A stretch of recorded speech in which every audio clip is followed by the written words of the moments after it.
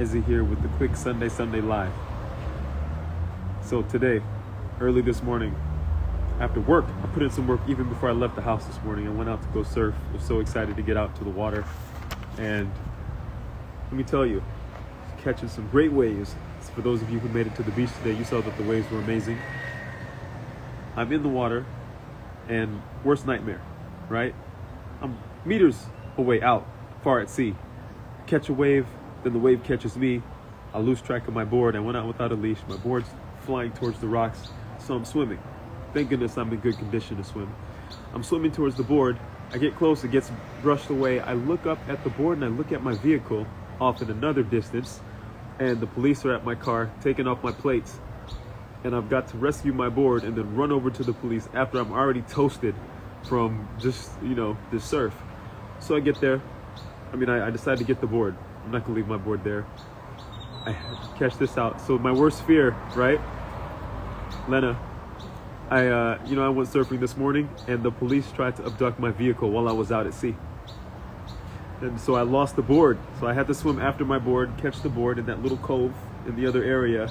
I put it and give it all I got. All I got. I catch the board, get on land. I'm sprinting over to the police. I pop the truck open, and I'm like, that's my car. Give me my plates. And of course I know they're trying to get the tow truck over. And so I put the board in the car. I go and talk to them. I tried not to park too much over the rocks because the rocks have been collapsing, but I was a little bit too much into the street.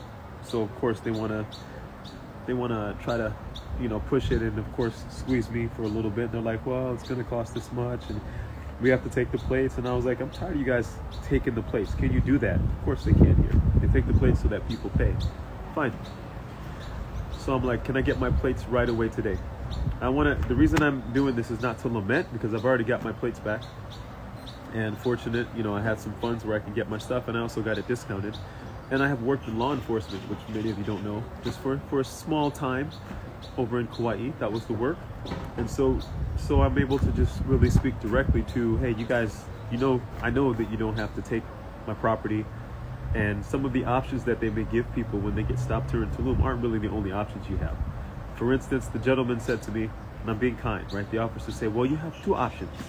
One, we can call the guys and they come take your vehicle.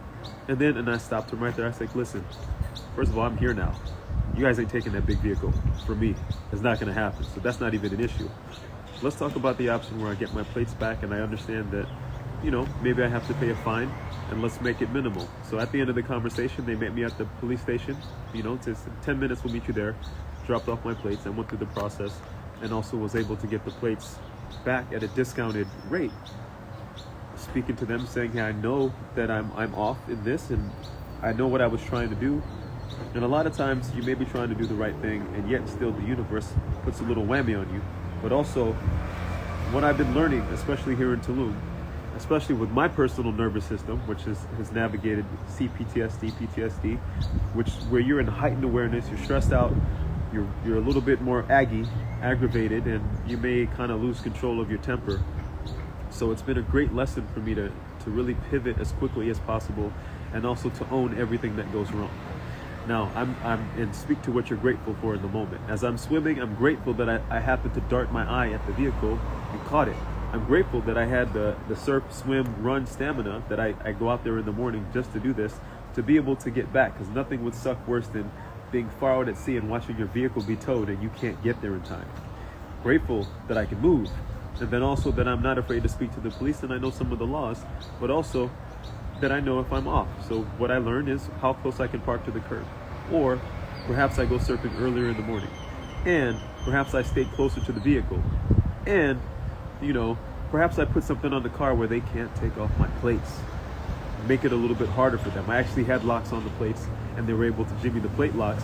So I think that bought me enough time to get over there, right? But this is because I've learned a lesson before. Here are some of the things that happen to people. When I took a couple notes because I'm aware of this, but I'm going to read from the notes just so that you're aware and you think about these things. When you're here in Tulum or anywhere and you're having an altercation with the police, okay, some of the biggest things that happen are, and I can tell you off the top of my head, which frustrates any human being that wants freedom, is you lose your freedom of mobility. which creates an ambiguous trauma in the mind of the person. All right. You also feel violated in terms of your time and your space. So you can't move the way that you want to. Sometimes you're not having things explained to you. You feel like injustice is happening, so it's going to immobilize your ability to think, and that's known. And so when you can't think clearly, and then you have people, flexing a pseudo authority, or in fact a real authority, that'll frustrate a human being, and you're likely to escalate the situation and or capitulate, and they get really taken advantage of. And I've of course done both.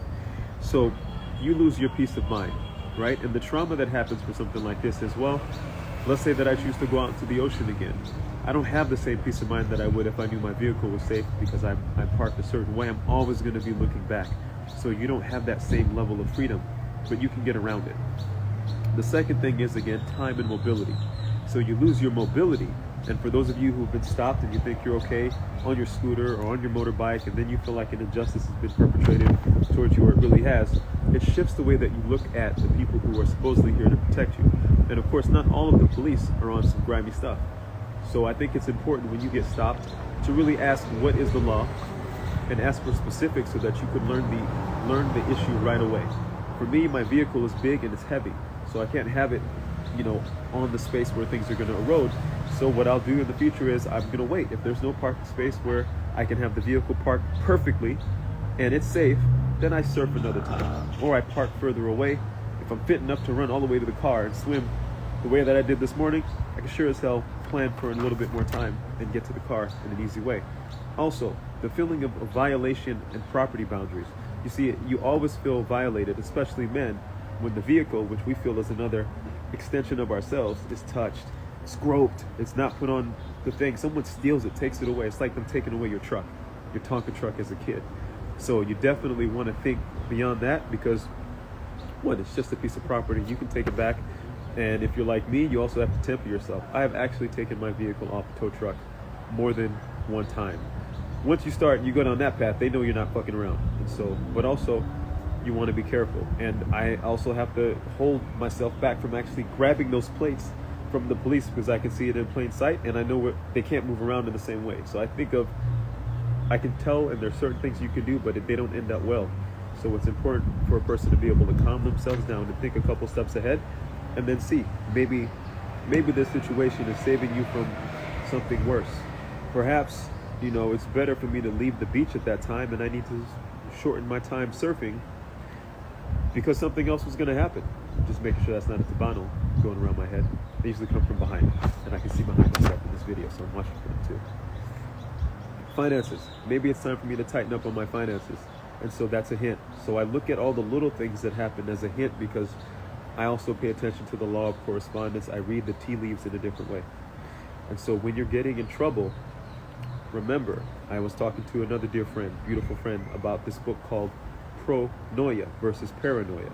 We typically operate in a space of paranoia, but pronoia, and I'm a big fan of the thing called metanoia, which I've used to really shift myself time and time again, is to look at things in a different way and remember that the universe is actually conspiring for the best things to happen to you, but the people around you may just be playing a part. So you can always pivot, you can always reframe when something crazy is going on, and ask, okay, how is this to my favor, and how do I need to pipe my shit down and calm down so that I can see? Because if you're really emotionally activated and you're not the type of person who can move with the anger and think and get yourself to thinking clearly, it's best to just stop.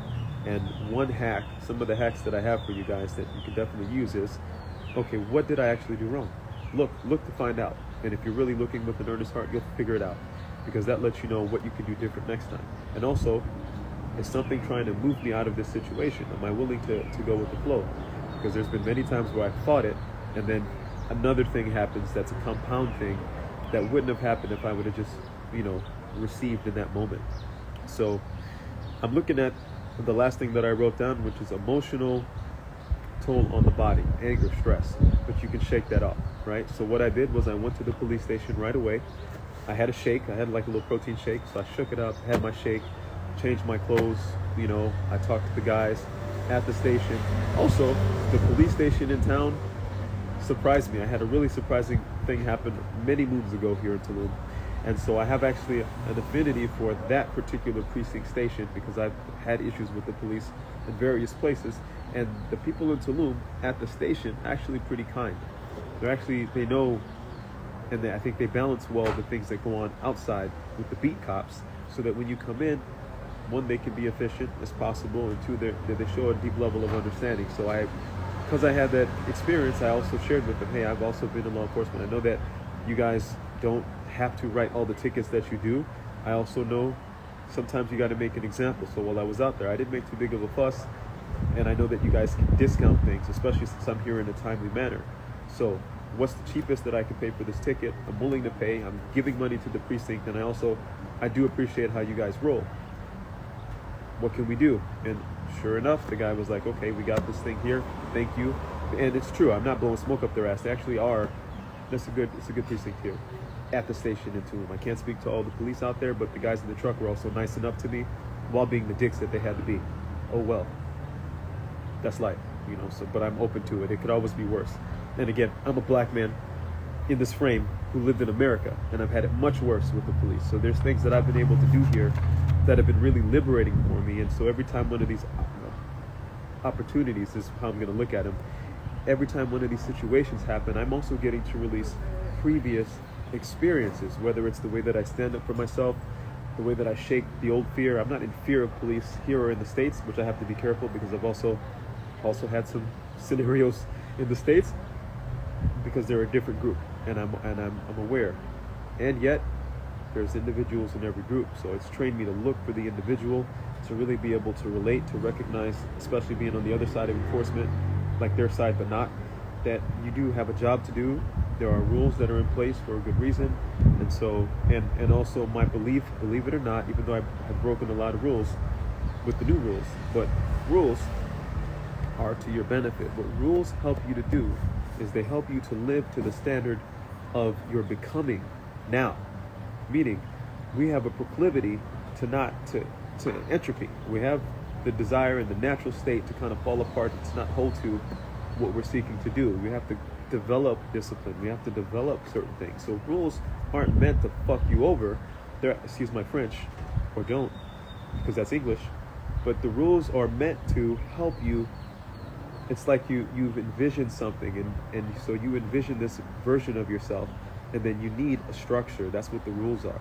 So I'm not against rules to that degree that they help. But of course, stupid rules, right? Come on. They're not helping you to grow. They're not beneficial to you. If you've already surpassed the need for those, but if you've surpassed it, then it's not an issue. It's already part of your character. The rules aren't an issue for you, right? They're just what they are, and they're to help other people to come along and to be in a state of compliance that's beneficial to them. Some of the rules, not all of them. But it's up to the individual to look, to be able to apply them, and then to say, okay, it's not a thing. It doesn't use any of my energy to follow certain rules. One, because I've cultivated discipline within myself, and two, because I already naturally I want to do good here, right? I want to be of benefit to the community, so I don't want to fall into things that are stupid, for lack of better words. But I do have better words, so I don't want to fall into situations that are obvious traps and low-hanging fruit for folks who haven't cultivated and developed the ability to navigate within a certain structure. That's not going to be a trap for me, for the most part. And so when I do fall into those traps, I also try to open my eyes a little bit. They just tax me. You get taxed a little bit. That's it. I mean, again, just to go through this really quick. All right, you get stopped by the police, you get stopped by the authorities, you're having a bad day, something's happening. Right away, you want to reframe. Take a breath. Okay, how is this actually helping me? What did I actually do in full ownership to promote this? How do I handle the agents of my awakening, which the police are agents of awakening because they catch you, and soon you'll be able to get around them by not falling into it. I'm not going to get stopped for the same things more than twice, hopefully. I'm not going to let my car get towed there. I already prepared in the back of my mind and had an awareness around the fact that could happen, which is why my head's on a swivel. And even though I'm at the ocean, I always dart back and look at the vehicle. So I'm grateful that was my second, like a second nature to me to do that, because I was also able to react. And thank God I'm fit. I'm not that fit, but I was fit enough to get my ass in, like way from out of shore, and get my board and then run with the little energy that I had left to the vehicle, and also, not be so winded that I couldn't speak up for myself, and have the wherewithal, to pivot, to reframe, and then to be grateful that I still have my car. I know that they ain't taking it from me.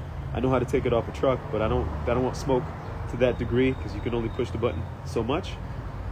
And now here I am, finishing my meal at Italdo's and sending you guys a video speaking to practical ways that you can regulate when you feel pissed off, when you feel shaken, when you feel fucked with in another country. First of all, recognize where you're at. 2, what did you do wrong? Truth, be honest with yourself. Do not be dishonest with yourself, okay? If you did something wrong, own it. Now that I own it, I accept it. I've told the police this, even to the point of saying, okay, if I'm so wrong, all right, you're right, I'm wrong about this. Do I need to go to jail? Let's go, because I will come out at some point. No, okay, you guys just want a little money. Well, this is the money that I have. Have some money. Oh, you want my grapes too? God damn. All right, fine. You get half the grapes. This actually happened to me, true story. Take the grapes. But you don't get the whole grapes, because I still have a drive to make. Got the grapes, but I've avoided something worse. Right? Something worse. What's worse? Don't overthink about it, but just know that worse things could happen. I could have been in the States. Could be in New York. Could be in Cali. I've had cars towed in Cali. Man, you can't get back to that car fast enough, right? And they're armed like SWAT. Here they're armed as well. But in truth, they're not ready to bust a grape on you. You're not the biggest threat, and you can talk. They're reasonable to a degree, and if not, we can always bounce back. I've seen everyone bounce back. No one's been so crushed by a situation with the police here, unless they got killed. But I haven't had that experience. Of course, I'm still here talking to you, but I haven't seen that. Erica, what's up, my dear? I'm definitely in good spirits, and I'm just sharing these things. So hopefully you guys got what I'm saying, what I'm speaking to, right? Recognize the things that are happening to you in your inner world. When you come into a situation that seems unfavorable, this is a great opportunity to reflect. And you can also reflect on what actually goes on in the system. When you get stopped by the police, they stop you from moving and executing your freedom. They take away your time. When we stress about that, you also get emotionally upset. In the States, the flashing lights and all these things, they activate a certain trauma within you to keep you docile, or to elevate your heart rate and piss you off to the fact that you do something, and then they take those beasts of men, those warriors who are really ready to respond, and they put them in the criminal system, which is actually corporatized. I don't think it's so put together here in the same way, but why should I, put myself where I'm out here to do so much good behind bars, at least not for too long, okay, or ever. And I've gone this many years staying out of trouble, so to say. So what's the emotional toll? What's the mental toll that anything that's elevating your heart rate is putting on you? How does it affect you with time? For Black people in the States, and also for many people now, it's not just a Black thing, but I speak in these shoes, and I'm proud of it. I'm grateful to be in this skinship of kinship with all of the experiences that I've had, because it gives me a lot of compassion for everyone, and also a deep sense of responsibility, which I'm willing to execute. You'll see in times to come. Here's the thing. The word that we don't talk about too often, all right, and I'm gonna find, so that you guys have the receipts and maybe even put it in the text, the 2 authors from Chicago who've spoken to the way that this affects the body, okay? And so we're speaking to this thing called ambiguous trauma. And this also comes up when a person is ghosted. Ambiguous trauma. What's going on? Something happened to me in my youth. Something happened to an uncle, a family member of mine. And it affected me a certain way, and there was no resolution. We're human beings, we need resolution, right? In truth, even if we decide, okay, we're over it, well, at least we've decided. But for those loops that haven't closed, now you have an energy circuit that's open, that's not completed, and that's draining you. All right, and so then you have a trauma that's ambiguous. You don't know what it is, but it's insidious and it's continual drain. And so this is going to affect you. It's going to affect your cognition, because you can't think, possibly. You don't even know what's going on, right? So we as a community have navigated that, whether it's a lot of the things that we've been told about our history, our journey in the States, our journey through the experience of a structure called white supremacy, and the other structures that affect us in all areas of life activity, economics, entertainment, education, law, labor, sex, war, anti-war, religion, politics. All these things are actually connected to one another. And so I don't spend a lot of time speaking to it, but I can. And what's important to note is that if you're affected in one area, it's going to affect all the other areas. So when we speak in this quote-unquote spiritual community about correspondence, about connection, about how it's all one thing, well, then we should consider the levers that are being pulled. Levers. You pull one thing, it affects another thing. And so this is what we feel and what we speak to and what we can actually see about being all connected, even though we may not be able to focus on the particulars and the actual spaces where one thing ends and another thing begins, but we can see the correlation, or we can postulate many different correlations and be way off and still be on. So these things happen. Reframing, I think, is a great gift that we have, the ability to reframe, okay? The ability to find ways to be honest with ourselves, the ability to take ownership, because then we take responsibility for the entire projection, and then we can say, well, if I'm causing this, I really don't have it out for me in a negative way, so then there's a positive thing that I might be trying to teach me, or that the divine source is trying to teach me. What's the lesson? Will I take the lesson? Am I willing to do this? And in this way, we can escape, we can step forward from, we can learn. That's a nice bite. We can learn the ultimate lesson, or one aspect of the ultimate lesson that we've chosen to come here and also not take things so seriously, because what we know, even what we speak of in mentorship, but what we've seen in life is that things pass. So whatever's happening is going to transition into something else. How do we doula the transition? Okay, I do a lot of things, right? But a lot of, I think, what I'm here to do is help people transition from one state of awareness to the next, whether it's navigating into the space of death, life, birth, different status in terms of your journey and initiations as a man or woman, as a being, coming into maturity, coming into the ability to pass the baton, and also to enjoy in a space of fulfillment the full spectrum expression of your life. So with that said, I'm going to call it quits.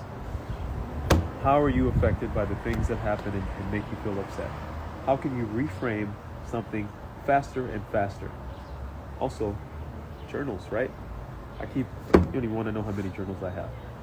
And I spend time even consolidating my journals, trying to distill the key points. And of course, those will be books in time to come, but maybe people don't want to read. Rappers don't even like to write anymore, which is really important. So I just want to invite you guys to still take time with the pen and the pencil. Everyone was impressed by Jay-Z being able to hop in the studio and not have to write. He just takes it right from this area to there. But the flip side of that is many people who try to, run that 4-minute mile, 3-minute mile, and have been able to do it, they forget the importance of actually writing things down, right? Of actually considering the lyrics and taking time and being able to craft. Soon I'll be sharing lyrics that I've written down. It's far different than when I freestyle, but they're not so far off as well. But why? Because I wrote so much in the past. And so that's like skipping a step.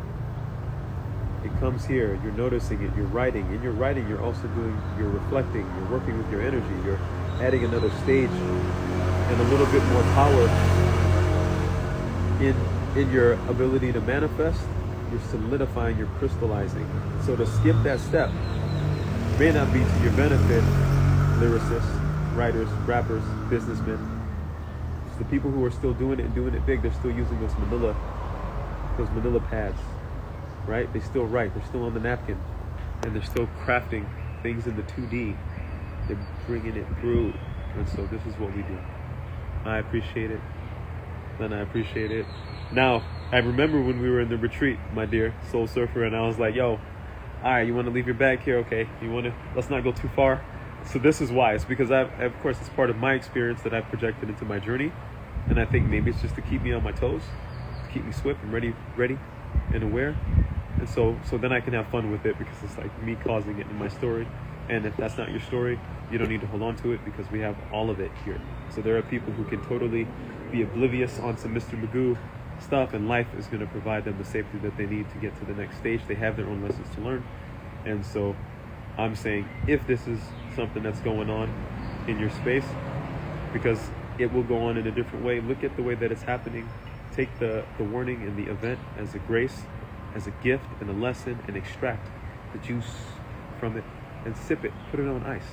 Do you know what happened to me afterwards? I went to the police station. I actually was really quick because I had to go get money from Shadrari. So I was like, well, might as well do my shopping. I got my shopping done so fast. All new record for Ezra being able to make it in and out of Shadrari. Then I left and went back, and across from the police station is Leafs.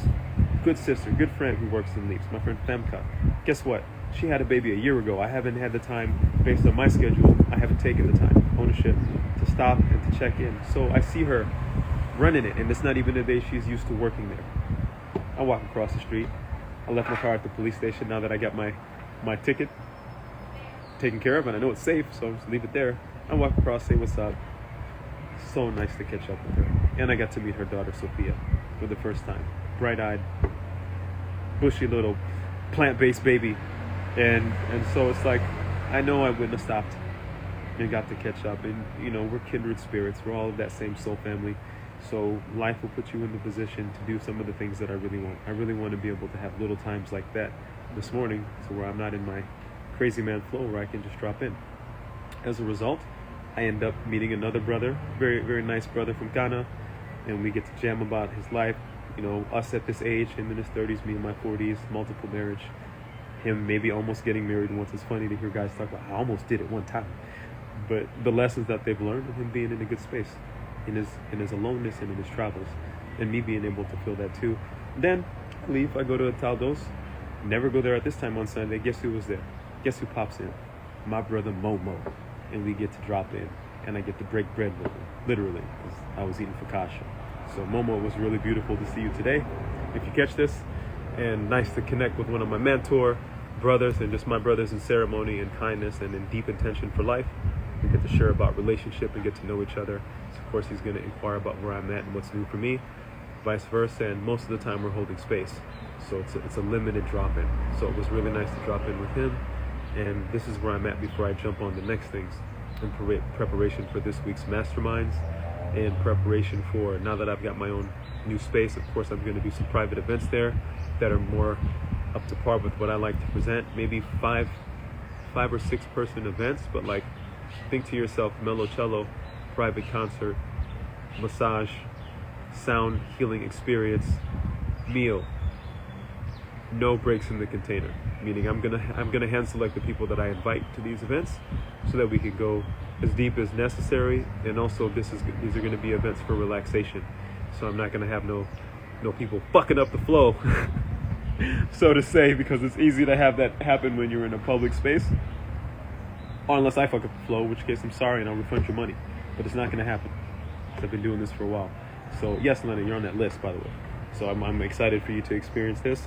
And it's nice, like, you guys throwing events, don't forget, you can actually pick the people here in Tulum. You can handpick the quality of people if you've been doing this for a long time. You can have things that are open to everyone, and there's different levels of maturity that you have to navigate with. And then you can also, which I've done for years now, hand select folks to have an experience that you want to give to them. And so that experience will be an experience for nurturing, for healing. Of course, there'll be a cost for it, but also it'll be well worth it. I always give way more value than anyone's putting in, but I'm going to receive the value that I deserve for this event, because it's going to be nice. I'll talk about it. Nice. Yeah? All right. Wishing you all the best this week. Mentorship on Wednesday. I'm also working with those like single man body men. I got guys in the program that are doing the 8-week program, and that's masterminding, which is support, male support. If you're having a baby, you just got divorced, if you're navigating issues, that's 3, with relationship. You're also dealing with deep issues such as suicidal tendencies and ideations, depression, cancer, illness, all that shit that you guys, want to. I've been through a lot of things, so I have space for it, and I'm continually creating space to help you reclaim your power, rebuild yourself as a man, especially you military fellas who I have a special thing for you guys if you're open to it. And just go back, man. Just go back strong and feel what it is to be in the presence of someone who's really, truly incarnated to help you rejuvenate yourself. So you gotta just trust and go with the flow. That's what it looks like. Thursday, men and women will get together for Harmonizing Circle over at Holistica. Then I'll take a break, and then the next one that I'll do will be another event at Nomade around the 15th of August. And I think we may have the Freestyle Friday, but I'm also going to take it easy now. I'm going to take it easy and, kind of redirect my energies. One of the things that will be fun that we will be doing, so reach out to me if you're interested in a surf lesson. Of course, I'm going to pick one day, and I'm going to do kind of a soul, surf, and spa. There'll be yoga, and there might be some other goodies in that day. It's like a half-day retreat. I'll make it affordable, according to my standards. And also, the event that I'm going to do for those 5 or 6 people, it's going to be something where we meet at a designated spot, and I come pick you up. So you guys got to be on time. I find you at a designated space. You might get blindfolded. It's a sensorial experience. That's a little hint for now. Don't worry, we're a couple weeks out. But it's going to happen, and likely it'll probably be on a Thursday or a Saturday. And it'll be around 6 p.m. Maybe we can do 6 to 10 so you guys can get home safely, or home in a daze. Or it could end up being an overnight night gathering, but we ain't gonna get freaky deaky. So it'll be a tempo night, but not a tempo to where you have to keep your tempo up. This is just for nurturing. I'm gonna keep it PE. All right. Love you guys. Have a wonderful day. Thank you. I'm open to any of your thoughts, and also I think that's the dialogue, right? Things are happening. How are we navigating with what's going on? What's going on in my world? What's going on with your world? What are the lessons that you're learning? And if you're at the point where you can succinctly, wasn't so succinct, but I gave you the bullet points, right? Internal, regulating, reframing, taking responsibility, flipping it and saying thank you, and then testing out. I'll know next time I go to the beach if I learned the lesson. I know that I've learned the lessons with the police because I think I'll get to the point where I'll be able to do things with them, the ones who aren't suspect, so to say, right? Because I've worked with these men before, and I can also think from their perspective, people who are uniformed, who are armed, and who are supposed to be serving and protecting. Sometimes you're part of a system and you have people around you that, you end up falling into peer pressure and having to do what you can because you're still in there.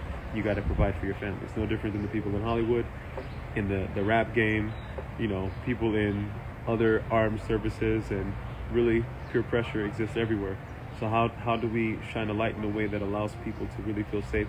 Even the ones that are supposed to protect us, some of them need protection in a way, and they need to see people who stand up in their truth and give them the strength to say, that's who I need to protect. This is why I want to do right by them, or I am not fucking with that guy because really I'm not about it like them, and then they can fall in. Let it be so. S loves you. Happy Sunday. See you soon. Aloha. And thank you. Make use of what I shared, please.